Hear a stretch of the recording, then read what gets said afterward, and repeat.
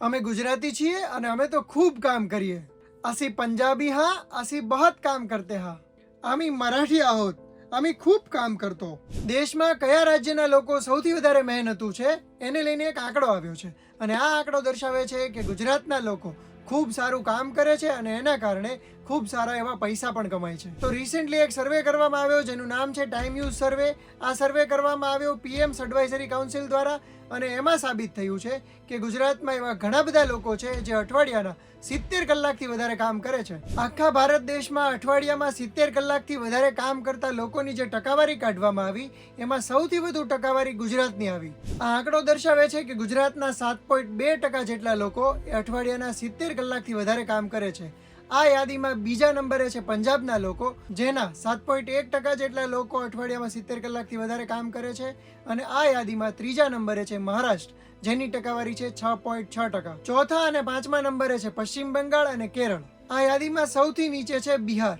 બિહારના માત્ર 1.1% જેટલા લોકો 70 કલાકથી વધારે કામ કરે છે. આ સિવાય આસામમાં 1.6% આવા લોકો છે અને ઝારખંડમાં 2.1% આવા લોકો જોવા મળે છે. નીચેથી શરૂ કરીએ તો આ યાદીમાં ચોથા અને પાંચમા નંબરે મધ્યપ્રદેશ અને ઓડિશા છે. તમને ખબર જ હશે કે રિસેન્ટલી એક કોન્ટ્રોવર્સી થયેલી જેમાં ઇન્ફોસિસના નારાયણ મૂર્તિ એવું કહ્યું કે ભારતીયોએ એવરેજ 70 કલાકથી વધારે કામ કરવું જોઈએ. તો એલએનટીના ચેરમેન એસએન સુબ્રમણ્યને તો એવું કહ્યું કે અઠવાડિયાના 90 કલાક સુધી દરેક ભારતીયએ કામ કરવું જોઈએ. હવે મોટી કંપનીઓના વડાઓના આવા સ્ટેટમેન્ટ્સને લઈને એક સામાન્ય વ્યક્તિ કે જે કર્મચારી છે એને તો ફરક પડે જ છે અને એના કારણે ઘણો બધો વિવાદ પણ થયો હતો. એક અંદાજ પ્રમાણે આખા દેશની વર્કિંગ ફોર્સની એવરેજ કાઢવામાં આવે તો દરેક વ્યક્તિ રોજના 422 મિનિટ જેટલું કામ કરે છે અને અઠવાડિયાના 42 કલાક જેટલું કામ કરે છે. જો કે યુરોપ અને અમેરિકાના ઘણા બધા દેશો કરતા આ એવરેજ ઘણી બધી વધારે છે. એની સામે દુનિયાના ઘણા બધા એવા દેશો પણ છે કે જ્યાં એવરેજ કામ કરવાના કલાકો આપણા કરતા વધારે છે. ભારતની વાત કરીએ તો એક દિવસમાં સૌથી વધારે કામ કરનારા લોકો દિલ્હીના છે,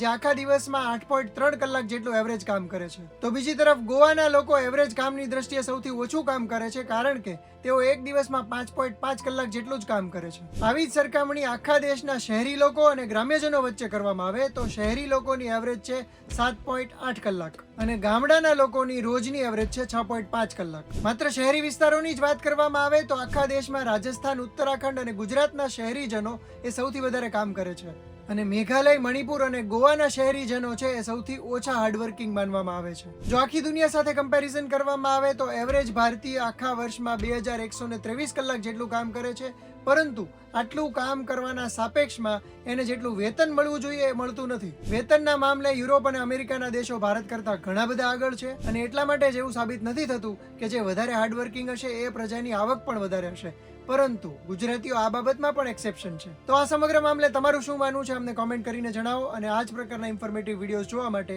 ગુજરાત સમાચારના ડિજિટલ પ્લેટફોર્મ્સ જોતા રહો.